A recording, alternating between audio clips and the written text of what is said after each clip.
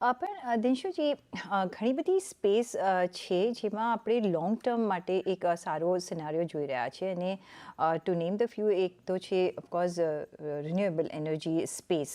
અહીંયા આપણે ઘણું બધું મુવમેન્ટ અને આપણે ઘણા વખતથી ડિસ્કસ પણ કર્યું છે ને, જ્યાં અહીંયા આપણે હવે એક સ્પીડ પકડતા જોઈ રહ્યા છે. Although it's a long way scenario. આ સ્પેસ તમને ગમશે અત્યારના, અને કઈ રીતના તમે જોશો? કારણ કે જે નંબર્સ આવ્યા છે એ પણ એન્કરેજિંગ આવ્યા છે.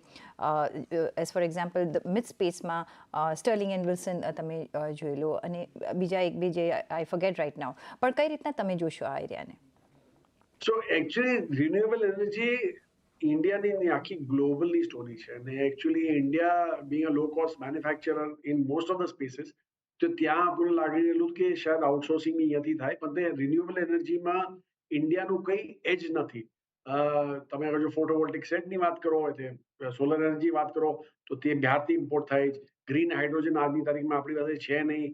ખાલી આપણી પાસે વિન્ડ પાવર છે, તે આપણું ડોમેસ્ટિકલી આપણે મેન્યુફેક્ચર કરીએ છીએ. તો લિમિટેડ અમાઉન્ટ ઓફ પ્લેયર છે એવું બેનિફિટ. હાવેવર, આ બોલ્યા પછી બી આપણને એવું લાગે છે કે એક્ઝિસ્ટિંગ જે યુટિલિટી પ્લેયર્સો છે, જેમ પબ્લિક સેક્ટરના પ્લેયર્સો થઈ ગયા અને એકાદ પ્રાઇવેટ સેક્ટરના પ્લેયર્સો છે, જે આ એરિયામાં ખાસા મોટા પાયા પર એ લોકો એન્ટર કરેલા છે. તો તે આપણને લાગે છે કે ત્યાં જાસ્તી આપણને ઓપ્શન દેખાશે ઇન્વેસ્ટ કરવાના, rather then pure manufacturers of component. જે આપણા ગીત જે તમે નામ લીધા, તે બધા કમ્પોનન્ટ મેન્યુફેક્ચરરો છે ને એકચ્યુઅલી વેલ્યુએશન જોવા જાવ તો ખાસા સ્ટ્રેચ છે.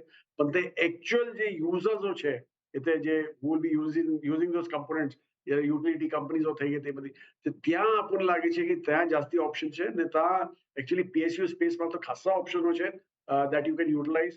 તો તે હિસાબે આપણી પાસે તે જ સ્ટોકો છે જ્યાં આપણે વેલ્યુએશન બી સારો લાગો, ને ઓબ્વિયસલી yield બી છે, ત્યાં ડિવિડન્ડ yield બી છે, ને બિગ પ્લેયર થઈ શકે જે લોકો ફ્યુચરમાં for green energy production of renewable energy, sorry. So તે હિસાબે આપણે તે જ સારા લાગે છે.